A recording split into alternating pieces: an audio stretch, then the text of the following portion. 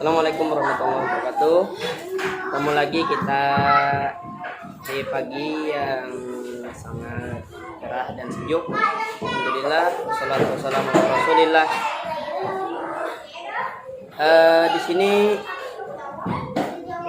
kita membahas tentang keadaan sosial budaya Arab sebelum Islam. Budaya masyarakat Arab sebelum Islam.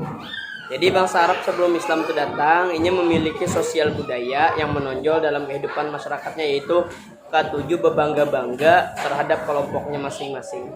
Nah, habis itu sistem sosialnya dalam hal keturunan tadi mengikuti garis abahnya.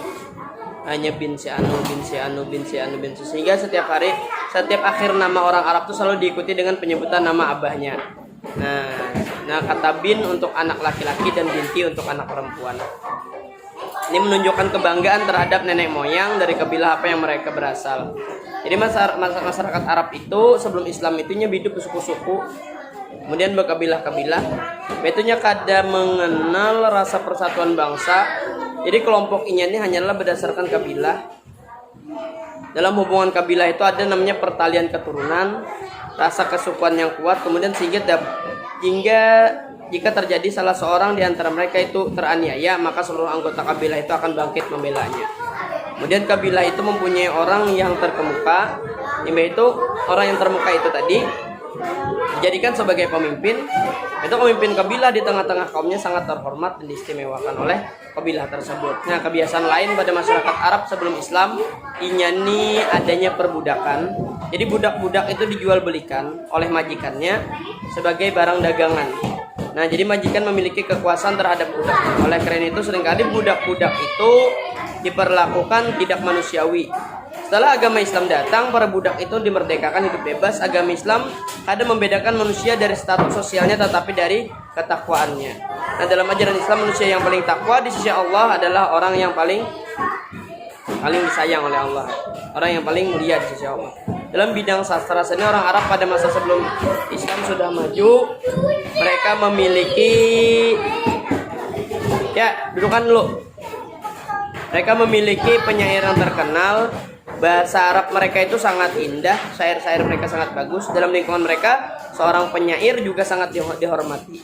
Untuk mempertahankan persaingan dalam kalangan penyair, suku-suku Arab sebelum Islam setiap tahun mengadakan satu pertemuan umum di Ukas, yaitu para penyair berlomba-lomba membacakan karya puisi yang mereka peroleh. Nah, jadi itu yang dilakukan oleh bangsa Arab pada waktu itu. Kemudian sifat dan watak masyarakat Arab.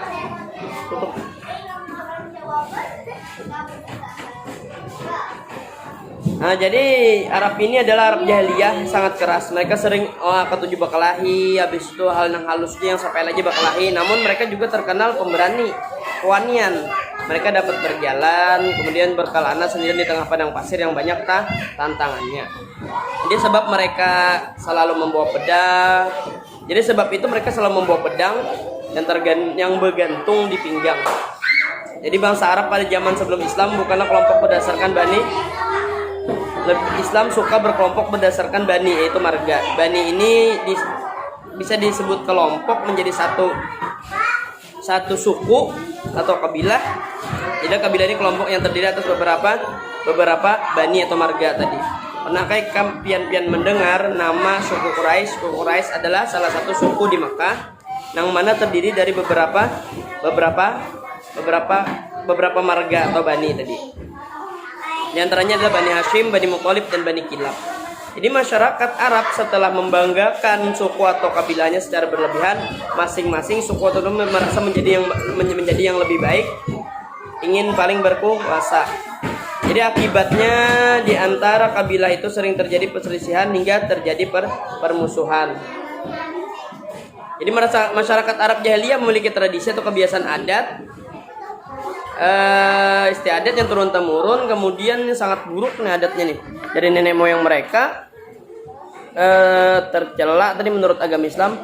Tetapi ada juga kebiasaan mereka yang baik kayak itu. Nah, perhatikan kebiasaan buruk bahasa Arab jahiliyah. Yang pertama itu menyembah berhala, dewa, kemudian malaikat, jin, ruh, dan benda-benda langit seperti matahari, bulan, bintang. Yang kedua, percaya lawan tahayul atau hantu. Kemudian ketiga, suka minum minuman keras dan mabuk-mabukan. Yang keempat, hidup boros, suka berpoya-poya. Yang kelima, gemar bermain judi. Yang keenam, membuat persembahan kepada dewa-dewa. Yang ketujuh, mengundi nasib. Nah, dengan menggunakan anak panah atau berjudi. Ya, kemudian atau ya buntut lah, istilah dengan bahasa Banjarnya. Yang kedelapan, apabila melahirkan bayi perempuan, mereka merasa malu dan hina. Kesembilan, mereka berkelahi bahkan sampai terjadi perang antar suku karena hal-hal kecil. Yang kesepuluh, bangga yang berlebihan terhadap nasabnya dan mencela keturunannya. Nah, jadi selain akhlak dan sifat yang buruk, bangsa Arab tadi memiliki sifat kebiasaan yang baik. Jadi sifat kebiasaan yang baik itu sampai sekarang masih kita temukan pada masyarakat Arab. Kebiasaan-kebiasaan tersebut antara lain adalah pertamanya dermawan, lawan senang memuliakan tamu. Jadi orang yang kaya pada suku mereka itu sangat bangga jika disebut dermawan. Mereka begitu mulia, memuliakan tamu. Mereka juga akan menjaga dan memberi perlindungan serta makanan bagi tamu mereka apabila seseorang kedatangan tamu. Nah, sementara ia tidak memiliki harta apapun kecuali seekor kambing, ia rela menyembelih kambingnya untuk menghormati tamunya. Yang kedua, pemberani. Ya, jadinya itu kehidupannya di gurun. Yang keras menyebabkan mereka harus berusaha keras untuk bertahan hidup. Hal ini membentuk watak mereka menjadi orang-orang yang pemberani dan pekerja keras. Yang ketiga, mereka tepat janji. Tradisi bangsa Arab sebelum Islam adalah suka menepati janji. Jika mereka berjanji, mereka akan menepatinya. Bagi mereka yang janji merupakan utang yang harus dibayar. Yang keempat, memiliki tekad yang kuat. Apabila mereka melakukan suatu kemuliaan, mereka sangat gigih berusaha untuk mencapai tekad dan cita-citanya itu. Yang kelima, mereka menjaga harga diri. Mereka rela berkorban untuk membela kehormatan diri, keluarga, dan kelompok. Sifat ini menyebabkan mereka menjadi pemberani. Yang keenam, teguh pendirian. Mereka sangat teguh dalam pendirian dan tidak mudah dipengaruhi oleh orang lain. Yang ketujuh, dapat dipercaya. Pada umumnya bangsa Arab memiliki sifat jujur dan senang berkata benar. Nah, jadi sampai di sini dulu.